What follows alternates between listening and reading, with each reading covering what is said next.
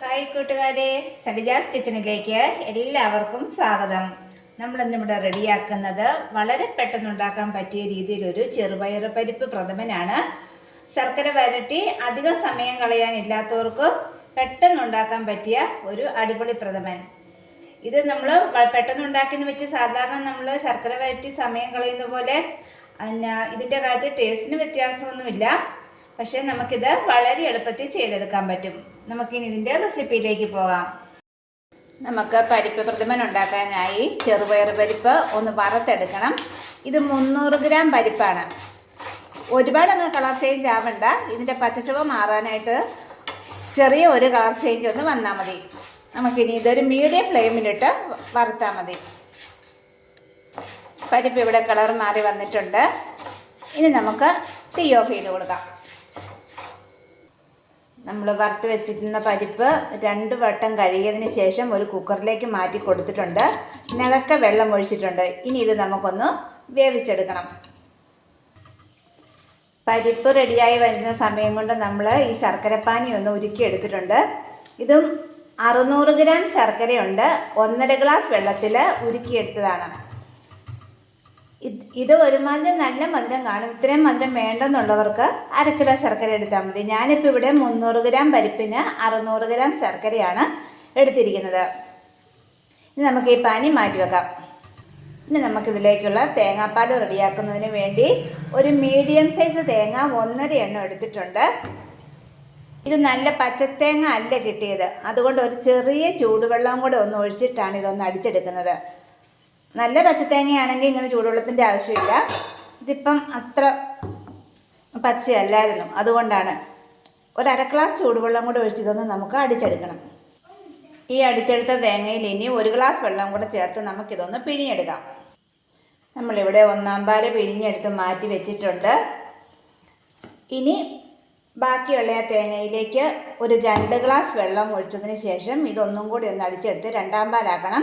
നമ്മൾ ഈ പെട്ടെന്നുണ്ടാക്കുന്ന ഒരു രീതിയിലായതുകൊണ്ട് ഇതിന് 3 ട്രിപ്പ് പാൽ എടുക്കുന്നില്ല, 3-ാം പാൽ എടുക്കുന്നില്ല. നമ്മൾ 1ഉം 2ഉം മാത്രമേ എടുക്കുന്നുള്ളൂ.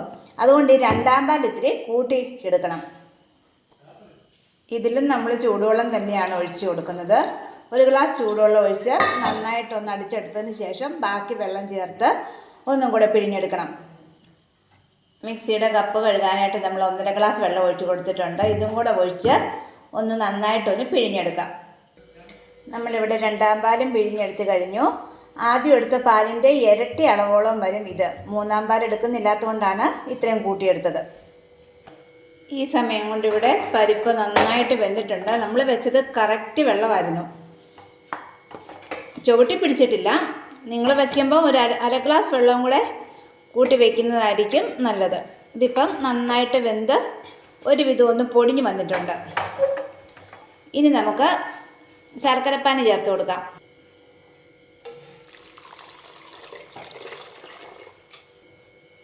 ഇനി ഇത് നമുക്ക് നന്നായിട്ടൊന്ന് മിക്സ് ചെയ്ത് കൊടുക്കാം.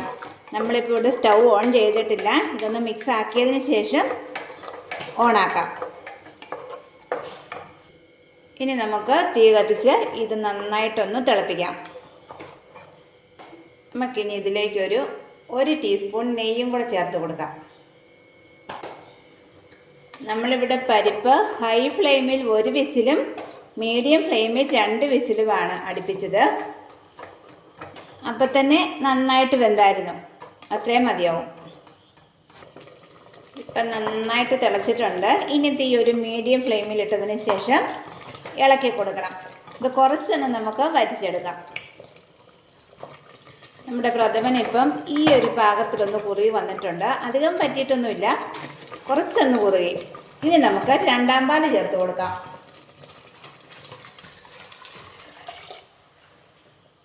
വീണ്ടും നന്നായിട്ടൊന്ന് തിളപ്പിച്ചെടുക്കാം.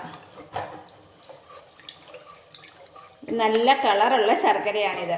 പായസത്തിന് എടുക്കുമ്പോൾ കളറുള്ള ശർക്കര തന്നെ എടുക്കുന്നതാണ് നല്ലത്. നമ്മളിപ്പോൾ 1-ാം പാലിലേക്ക് 1.5 ടീസ്പൂൺ ചുക്കുപൊടി ഇട്ട് കൊടുത്തിട്ടുണ്ട്. ഇനി 1 ടീസ്പൂൺ ജീരകവും ഏലക്കായും കൂടെ പൊടിച്ചതാണ്, പഞ്ചസാരയും കൂട്ടി പൊടിച്ചത്, അതും കൂടെ ചേർത്ത് കൊടുക്കാം.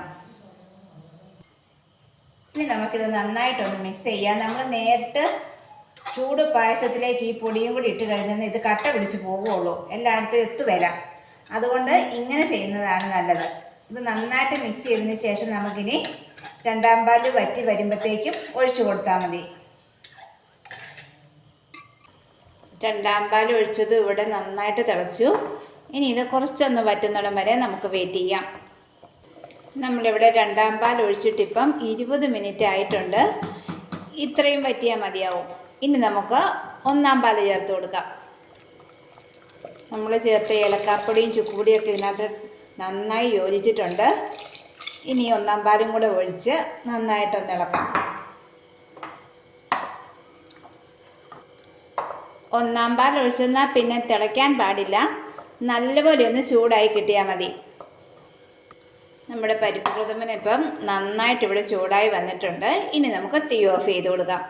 നമുക്കിനി പായസത്തിലേക്ക് വറുത്തിടാനുള്ളത് റെഡിയാക്കാം. അതിനായി ഒരു പാനിലേക്ക് 1 ടേബിൾ സ്പൂൺ നെയ്യ് ചേർത്ത് കൊടുത്തിട്ടുണ്ട്. ഇനി അതിലേക്ക് കുറച്ച് തേങ്ങാക്കൊത്തിടാം.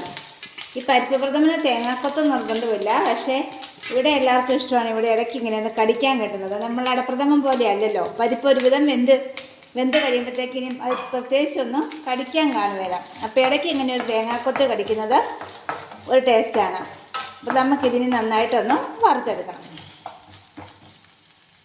ഇപ്പോൾ തേങ്ങ ഇവിടെ ഒരുവിധം കളറ് മാറി വന്നിട്ടുണ്ട്. ഇനി നമുക്കതിലേക്ക് ഒരു 8-10 കപ്പലണ്ടിയും കൂടെ ചേർത്ത് കൊടുക്കാം. താല്പര്യമുള്ളവർക്ക് ഈ സമയത്ത് കുറച്ച് കിസ്മിസും കൂടെ ചേർത്ത് ഈ കൂടെ വറുത്ത് ഇടാം. അപ്പം ഞാനിപ്പം ഇത് രണ്ടും മാത്രമേ ചേർക്കുന്നുള്ളൂ. ഇതിപ്പോൾ ഇവിടെ നന്നായി ഫ്രൈ ആയിട്ടുണ്ട്. ഇനി നമുക്കിത് പായസത്തിലേക്ക് ചേർത്ത് കൊടുക്കാം.